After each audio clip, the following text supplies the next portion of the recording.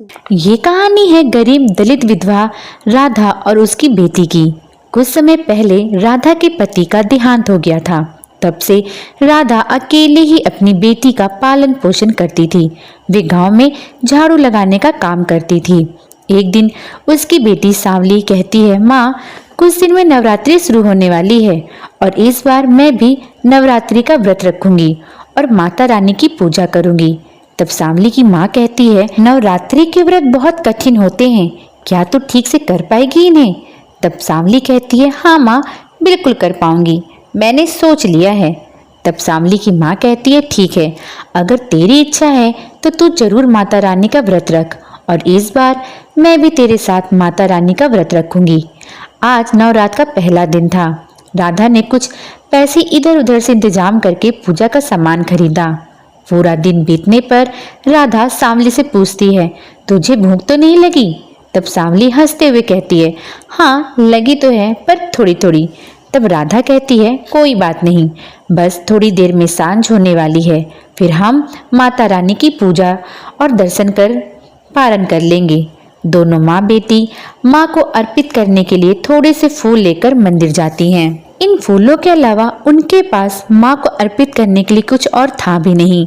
जब वे मंदिर में प्रवेश करने जाती हैं तो पुजारी उन्हें फटकारता है और कहता है, ए, कहाँ घुसी जा रही है? तुझे पता है ना कि तेरी जात वालों को मंदिर में घुसना वर्जित है।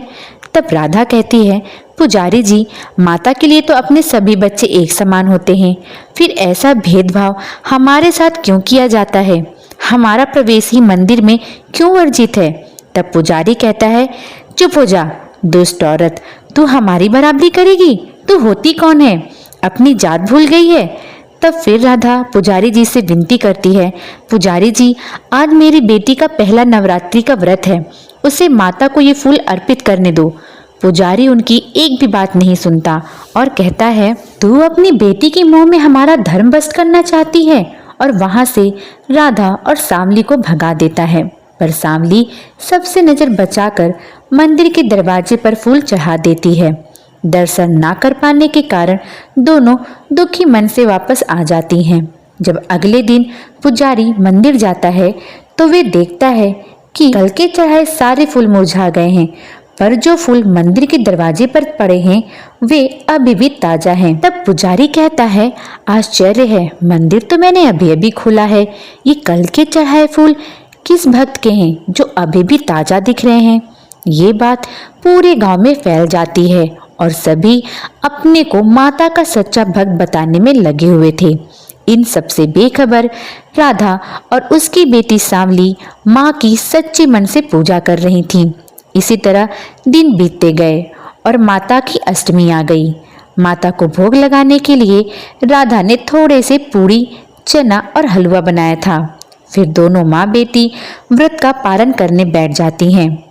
अभी दोनों पारण करने बैठी ही थीं कि बाहर से किसी बूढ़ी औरत की आवाज आती है, अरे कोई है? इस बुढ़िया को भी खाने को दे दो, कई दिनों से कुछ नहीं खाया है। सांवली और उसकी माँ बाहर देखते हैं। एक बेहद कमजोर और बूढ़ी औरत लाठी के सहारा लेकर खड़ी है। उसे देखकर उनके मन में उसके लिए दया उमड़ जाती है और वे अपना सारा खाना उस बूढ़ी औरत को खिला देते हैं। बूढ़ी औरत खाना खाकर तृप्त हो जाती है और उन्हें एक छोटी सी पोटली देते हुए कहती है, जा इसे अपने पूजा के स्थान पर रख दे और इसे विजयदशमी के दिन ही खोलना, और जा माता के दर्शन कर ले, तेरे सारे दुख दूर हो जाएंगे। दोनों माँ बेटी फिर थोड़े से फूल लेके डरते डरते मंदिर पहुंचती हैं। उन्हें देखकर पुजारी कहता है, तुम दोनों अछूत कहेंगी, मेरे मना करने पर भी फिर यहाँ मुंह उठाकर आ गई। ये अछूत होते ही ऐसे हैं, कितना भी मना कर दो पर इन्हें समझ में नहीं आता है। तब राधा कहती है, पुजारी जी, माता ने तो कभी हमें मना नहीं किया, उनकी नजरों में सब बराबर होते हैं, कोई बड़ा या छोटा नहीं होता। तब पुजारी कहता है कि अब तू हमें धर्म का पाठ पढ़ाएगी, अछूत कहेगी। पुजारी वहां उपस्थित बाकी लोगों से कहता है, देखो भाइयों, ये हमें पंडितापन सिखा रही है। भाइयों, इसके पहले ये हमारे मंदिर को अपवित्र करे, इसे यहाँ से निकाल फेंको। सभी लोग राधा और सांवली को वहां से भगाने लगते हैं।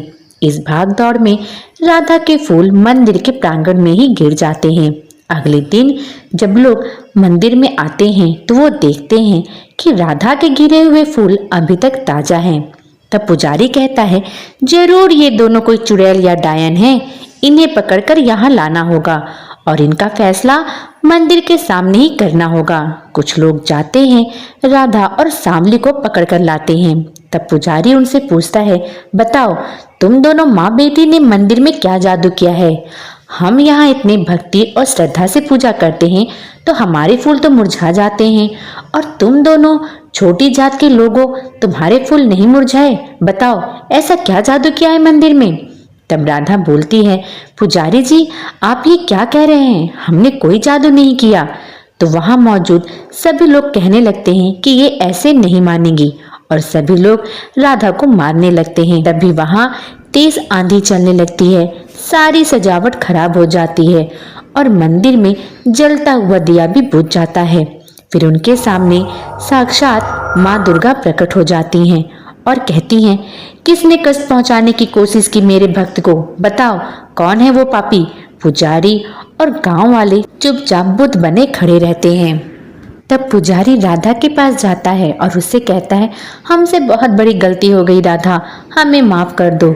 उधर माँ का क्रोध जारी था। फिर माँ दुर्गा कहती हैं कि भक्ति सिर्फ तुम्ही लोगों को करनी आती है?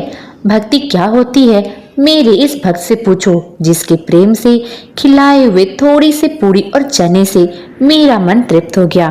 तब राधा और सांवली के आश्चर्य का ठिकाना न रहा और दोनों के मन में एक ही सवाल था, क्या वे बूढ़ी औरत माँ दुर्गा थी? फिर राधा और सांवली माँ दुर्गा के सामने हाथ जोड़कर खड़ी हो जाती हैं और कहती हैं, हे ममतामयी दयालु माँ, इन सबकी गलती के लिए मैं आपसे क्षमा मांगती हूँ। हम सब आपके ही बच्चे हैं, हमें अपने शरण में ले लीजिए और इन्हें क्षमा कर दीजिए। राधा के इतना कहते ही माँ दुर्गा का गुस्सा शांत हो जाता है, आंधी रुक जाती है और मंदिर में बुझे दिए फिर से जलने लगते हैं। तब माँ दुर्गा कहती हैं, देखा इसे कहते हैं भक्ति, तुम लोगों ने इसे कितना कष्ट पहुंचाया, फिर भी ये तुम लोगों की गलती के लिए स्वयं क्षमा याचना कर रही है। अरे मूर्खों, मेरे लिए तो मेरे सारे भक्त एक समान हैं, क्या बड़ा क्या छोटा, क्या अमीर क्या गरीब, क्या ऊंच क्या नीच, माँ के लिए तो उसके सब बच्चे एक समान होते हैं। इतना कहकर माता रानी वहां से चली जाती हैं। जब राधा और सांवली घर वापस आती हैं और दशमी के दिन भगवान के पास रखी उस पोटली को खोलती हैं तो उनकी आंखें फटी की फटी रह जाती हैं। वह पोटली सोने और कीमती रत्नों से भरी हुई थी। इसके बाद राधा और सांवली का जीवन सुखमय हो गया। तो दोस्तों, आपको कहानी कैसी लगी? कहानी अच्छी लगी हो तो वीडियो को लाइक करके चैनल को सब्सक्राइब कर लीजिएगा। मिलते हैं अगली मजेदार कहानी में।